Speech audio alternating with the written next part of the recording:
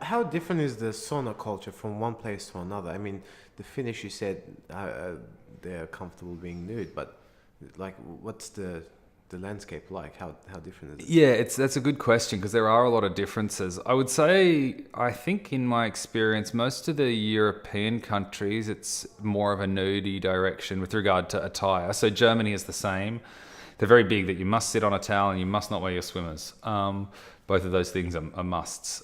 They will point out that you're not supposed to wear swimmers. There's something I believe that they think that's something to do with hygiene and sanitation, which I don't fully buy yet. I would need to. I think they've done some research, but it's only in German and it's buried in their archives, which is something else to discuss later.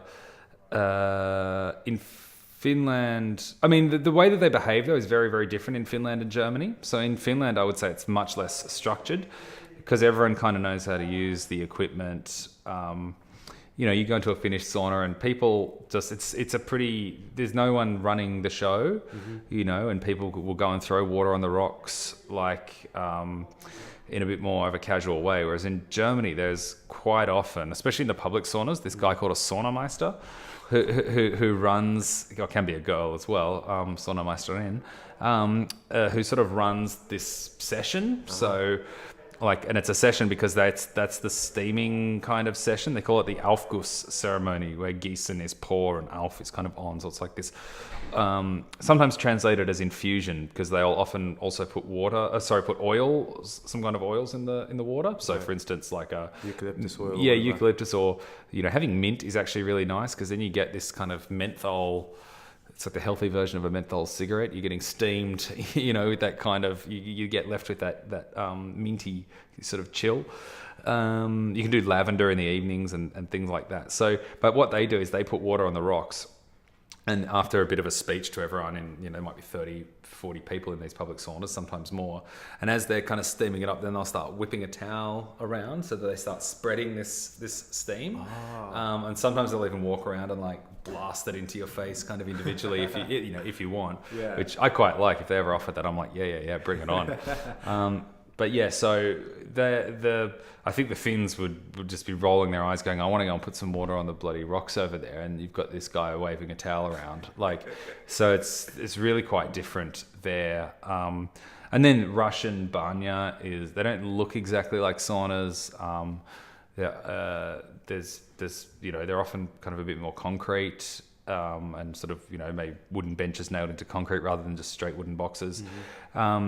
They're often sort of heated a little bit differently, really big heaters where, there's not so much water on the rocks, but there is a way to kind of either splash water in somewhere and create humidity on the concrete walls, or, again, it's not kind of a ladle on the rocks like you often see in Finland. So there are that's just 3 different places with a prominent sauna culture. So there's quite a lot of differences. In the US, it's very much a swimwear sauna culture. Just like in Australia, we're promoting a swimwear kind of sauna culture, just like going to the beach or going to the pool, because we don't want it to be a nudie club. We want it to be safe and accessible and comfortable and friendly and all that kind of stuff. Not too crazy, otherwise people are going to freak out. Yeah, otherwise it will just be like a naturists club. And as much as I think it's important for people to get over bodily hang-ups, Sauna is actually really good for that as well. Even if you're wearing swimmers, I've got friends who've had body image issues who say that regularly going and being in your body in that kind of public space, but in this sort of weird way where people really aren't focusing on bodies very much. The heat is so oppressive that you kind of are forced into this weird sort of liminal kind of headspace. You can still talk with friends and stuff, but everyone's getting sweaty and hot, and that's just not, it's just a different kind of space. So there's that's another thing that we want to promote with ASBA, is even just by virtue of coming out and having, public bathing events like that, it's really good for people to see real bodies, because we don't see enough real bodies, but young people especially don't see enough real bodies, and they peg how they're supposed to look to these images that are designed by people who make money out of those images. So there's all those kind of edges to it as well.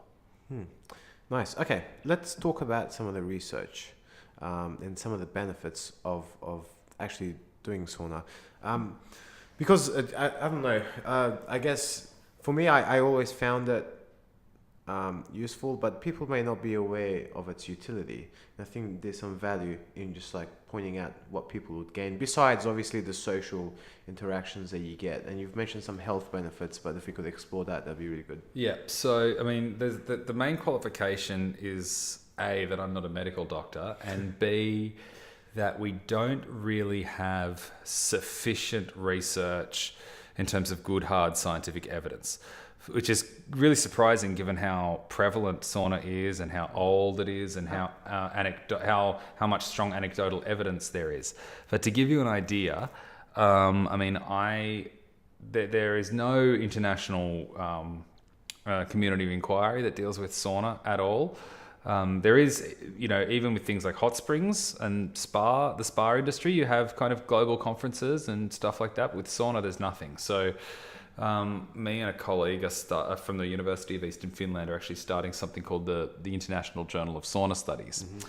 But I can come to that, I suppose, after. I just say that as preface to the point that we have a number of preliminary indications of improved health outcomes with repeated sauna use, but they're not yet substantial enough in terms of size, replication, parallel studies. We don't have enough randomized controlled trials, all that kind of stuff.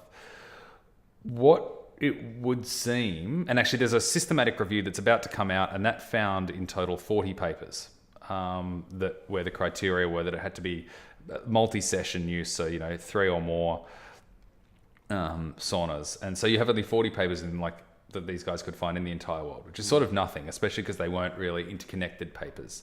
Some of them cite each other, but what it would seem is that on a variety of health sort of indices, sauna is doing similar things for us that exercise does. So like the cardiovascular workout is quite pronounced. You actually really notice that. You'll notice that you sweat, of course, but you also notice that your heart rate really increases. So that's your body's response to heat shock and to heat stress, is to increase the circulation and sort of open the blood vessels a bit. So just like exercise is associated with longevity, sauna is kind of doing something similar to your body at a physiological level. It releases heat shock proteins, and again, I don't sort of have a full scientific understanding of how these work, but my limited understanding is that heat shock proteins are important for sort of regulating the folding of other proteins, and so if you're keeping your system well flushed with such proteins, you're less likely to develop protein plaques, and misfolding and all the consequences that come from there. So the most exciting studies that we have are all from a large Finnish study. They've published about 4 or 5 papers now. They might even be coming up with their 6th shortly from the same data set, but they've done a whole bunch of analysis on it. The data set was 2,100 men, something like that were... Coming? Oh, Alex, please. Sorry, I forgot to mention Alex was coming. That's all right.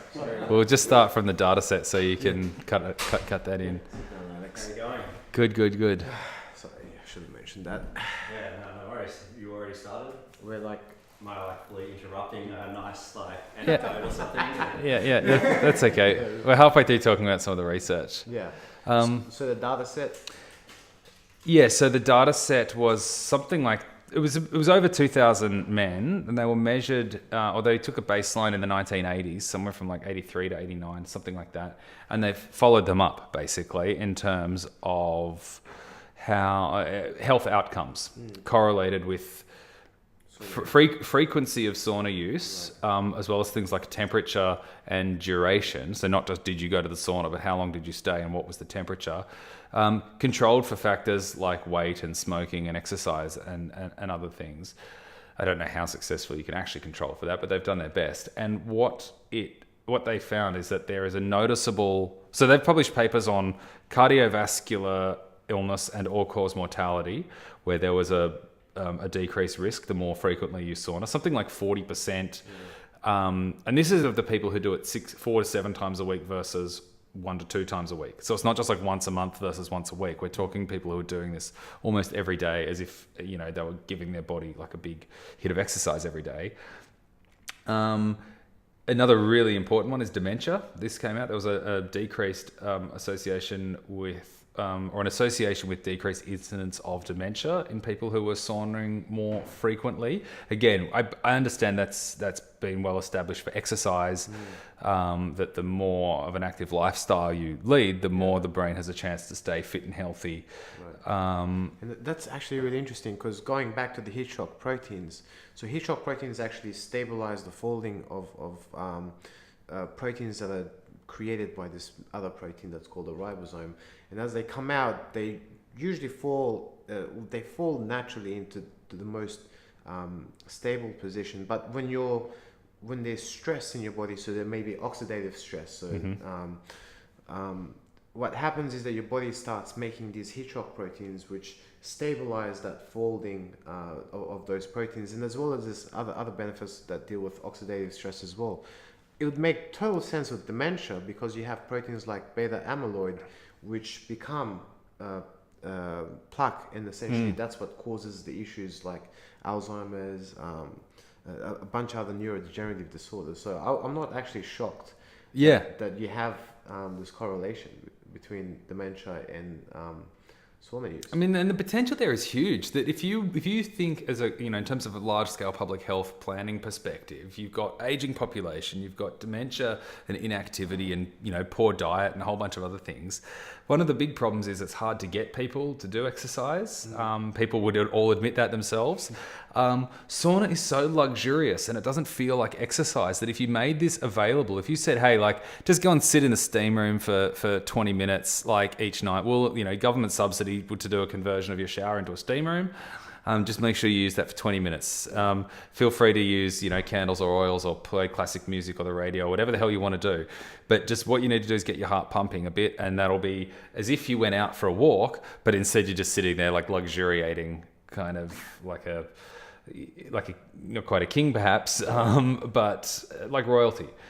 In that moment, I think it doesn't matter. I often think that even, you know, my sauna was so good at home, my home sauna, that Bill Gates, he might have been able to build a bigger facility, or have fancier equipment or whatever, but he couldn't buy any better heat than I was getting in that sauna. Like, he just could not. It was so sharp and rich and perfect. Like, once with the basic equipment in place, it is kind of sublime. So people need to be able to learn. You need to educate people about how sauna works in that kind of way, because it's not immediately obvious. Like, you work that out, that's how it functions if you do it a lot. But I mean, I suppose bringing it back to these studies, the other ones where you had similar sort of association of lower incidence were hypertension and respiratory illness. So these are all...